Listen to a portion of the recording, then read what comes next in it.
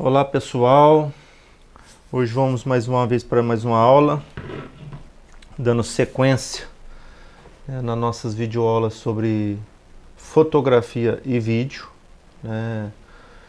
Na aula passada nós falamos sobre os 3 pilares da fotografia, que é a abertura do diafragma, velocidade do obturador. Então nós falamos esses 2 fundamentos. Hoje nós vamos falar um pouco sobre a sensibilidade do ISO. O que é isso na fotografia? O que é a sensibilidade do ISO? Que já começou desde lá da época do filme. Esse aqui é um filme 35mm. Que eu já mostrei para vocês na primeira aula. Existia os filmes preto e branco. Esse aqui é um filme preto e branco. E o médio formato. Que esse aqui é um médio formato. Você vê que é um negativo maior. E já na época do filme, tinha a sensibilidade do filme. Eu vou estar mostrando aqui para vocês uma imagem de antigamente. Deixa eu só arrumar aqui.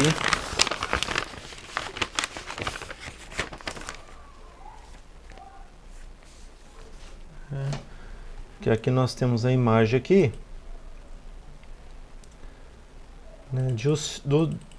Da época dos filmes. Então um filme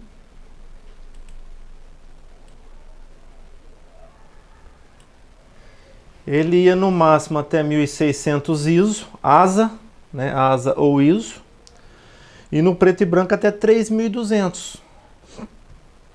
Hoje nas câmeras fotográficas digitais, nesse anel aqui você troca o ISO, ou lá no menu interno da câmera, você vai lá no menu,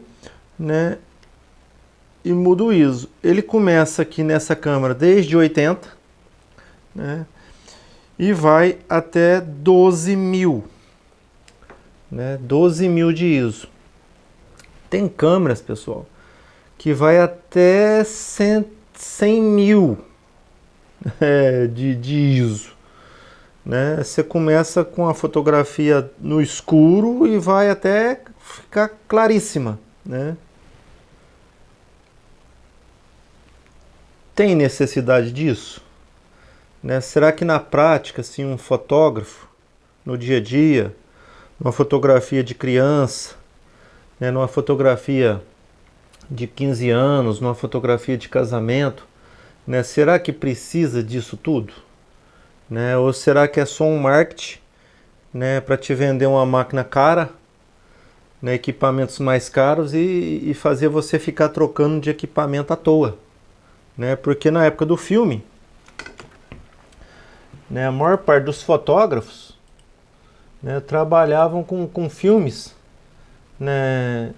de no máximo 800. Por que isso? Por que você trabalhava com um filme de no máximo de ISO 800 ou 400? Por conta do famoso ruído. Você pega aqui na fotografia, mesmo ela digital, numa outra aula prática, quando a gente voltar a essa aula presencial, a gente vai conseguir mostrar melhor isso para vocês. Você vê que essa fotografia aqui feita com ISO 100, a imagem está limpinha. Quando você já passa o ISO para 800, já começa a dar um ruído, um grãozinho, é tipo uma areia, um grãozinho na imagem. Quando você usa o ISO 1600, já aumenta esse ruído. Com 3200, mais ainda. Então, hoje, nas máquinas fotográficas mais caras, você consegue tirar com 3.200 com 6.400, com 12.000, né, com baixo ruído. Por quê? Porque as próprias câmeras fotográficas, né, elas já têm, vocês não vão conseguir ver aqui, né, na própria câmera fotográfica ela já tem um redutor de ruído, né? E você também vai conseguir reduzir esse ruído, né, no Photoshop. Você tem aqui uma imagem com ruído, né, você vê o ruidinho na pele aqui no canto, e você vê que o próprio programa, né, tirou esse ruído da imagem. Então até através hoje do Photoshop e outros programas que chama Denoise, né, que é redutor de ruído, né, em inglês, você consegue diminuir, né, esse ruído da imagem. Né? Então para que você vai pagar 30 mil reais numa câmera fotográfica, né, se o próprio Photoshop hoje, né, você consegue tratar essa imagem, né, e tirar esse ruído da imagem? Simplesmente às vezes comprando um plugin para você adicionar no Photoshop para estar tirando esse ruído na imagem, né? Então, pessoal, nesse pilar, né, da fotografia que é o ISO, né, ele já vem lá desde a época do filme, né, ASA 100, ASA 200, 400, né, o preto e branco, né, esse aqui o X-Tra era um preto e branco, né, você já tinha vários tipos de filme, né, com vários tipos de ASA ou ISO, né, que já davam um grão. Na época do filme, não tinha como você tratar essa imagem. Não tinha como você tirar esse ruído da imagem. Hoje você, através já do Photoshop, né, ou do Lightroom, você consegue tirar, né, esse ruído da imagem. Nessa fotografia aqui, nessa imagem, você vai ver que essa imagem aqui com ISO 100, ela está totalmente escura, né? Já com ASA 200, ISO 200, já clareou um pouquinho essa imagem. Com ISO 400, já está mais clarinha. Com ISO 800, mais clara ainda. Com ISO 1600, né, você vê que a imagem já ficou boa, né? Então hoje a maior parte das câmeras fotográficas, elas conseguem fotografar com ISO 1600 sem ruído, né? Que a própria máquina, o software dela, trata essa imagem e te entrega uma imagem com ISO 1600 com praticamente zero de ruído. Agora, pessoal, por que que tem a ver, né, vamos voltar aqui nessa aula, por que que são os 3 pilares? Porque a abertura do meu diafragma, que é esse anel que fica dentro da lente, que ele abre e fecha, né, que eu expliquei isso aí para vocês na aula passada, né, você gira aqui, você abre e fecha ele, né, ele está relacionado com a quantidade de luz que entra no objetivo. Então vamos supor que eu já cheguei na abertura máxima da minha lente, está escuro, né, eu já determinei a velocidade, né, que eu vou tirar com 250 de velocidade, que é a velocidade da cortina. Eu coloquei 250. Eu coloquei a abertura na câmera, né? E a imagem, ela ainda está escura. Né? A imagem ela está escura. Se eu alterei a abertura, se eu alterei a velocidade, porque Lindomar, mas você pode abaixar a velocidade, porque se você abaixar, né, de 250 para 125, para 100, para 60, se você abaixar a velocidade, né, essa foto também vai ficando mais clara, né? Só que tem um problema, você não vai conseguir fazer na mão, porque essa imagem treme, né? Quanto mais eu abaixar a velocidade da câmera, né, a imagem pode ficar tremida. Então eu tenho um limite, né? Lembra que eu falei para vocês que eu tenho um mínimo de velocidade com a lente que eu estou trabalhando, né? Então eu não posso abaixar muito a velocidade porque essa imagem pode tremer. Então como que eu resolvo isso? Aumentando o ISO. Quando eu não posso abaixar a velocidade, quando a minha lente já chegou, né, no limite da abertura dela, qual que é a solução? Subir o ISO, né? Só que tem que tomar cuidado. Por quê? Porque tem um ruído, né? Vai te dar ruído na imagem, né?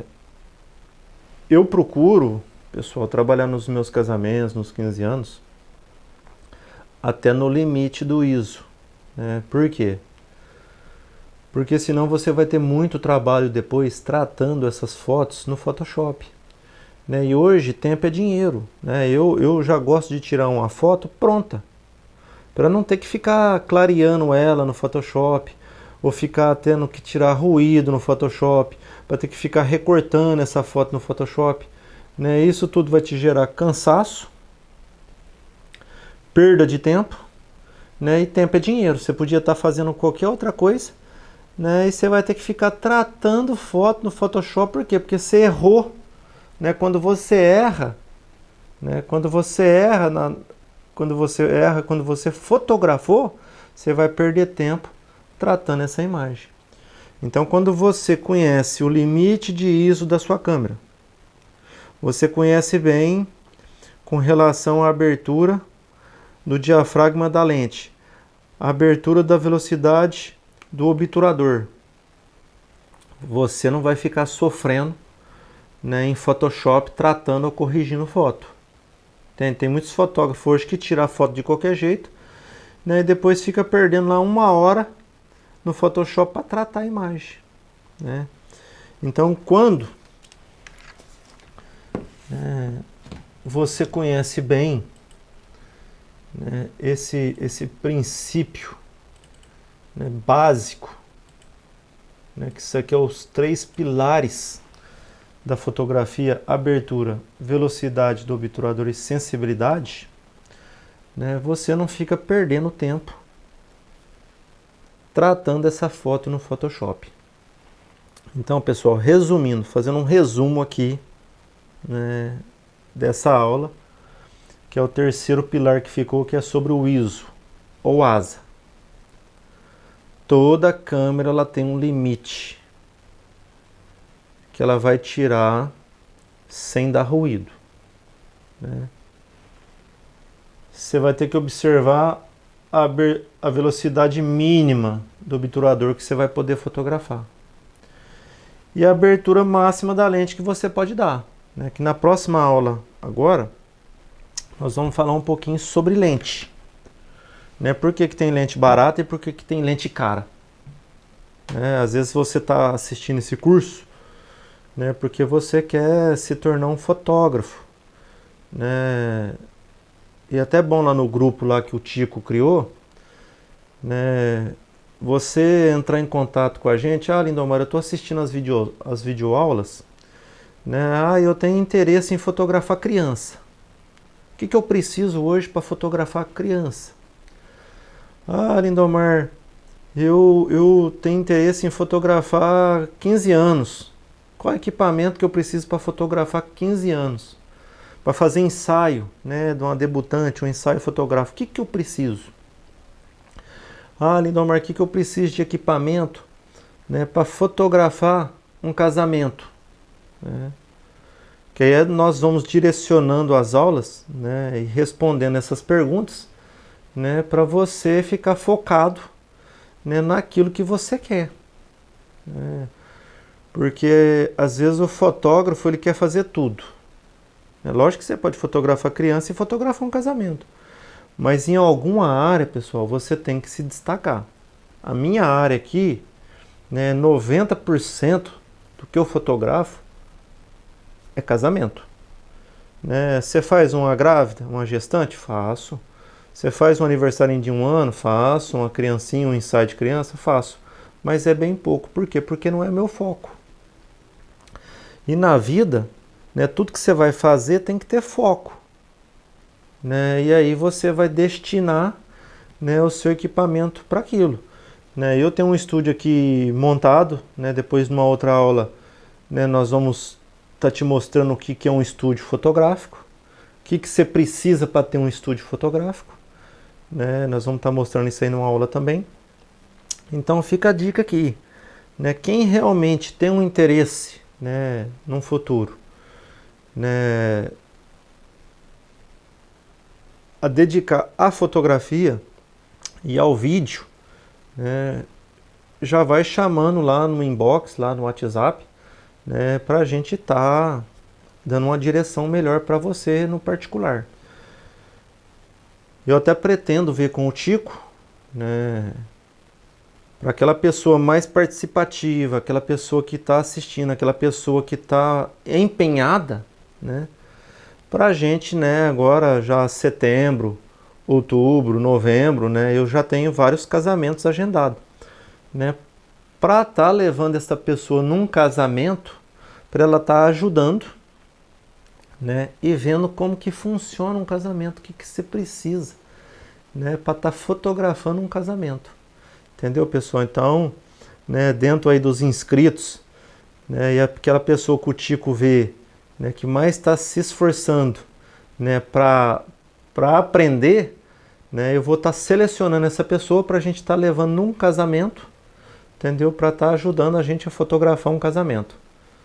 Beleza? Fica a dica aí, hein? Vamos se esforçar, vamos assistir as videoaulas, né? Vamos ter empenho para a gente estar selecionando essa pessoa para estar indo aí num evento ou em vários eventos, né? Até no ensaio, né? Para estar aprendendo aí na prática, né? Como que é fotografar um casal e como que é fotografar uma noiva.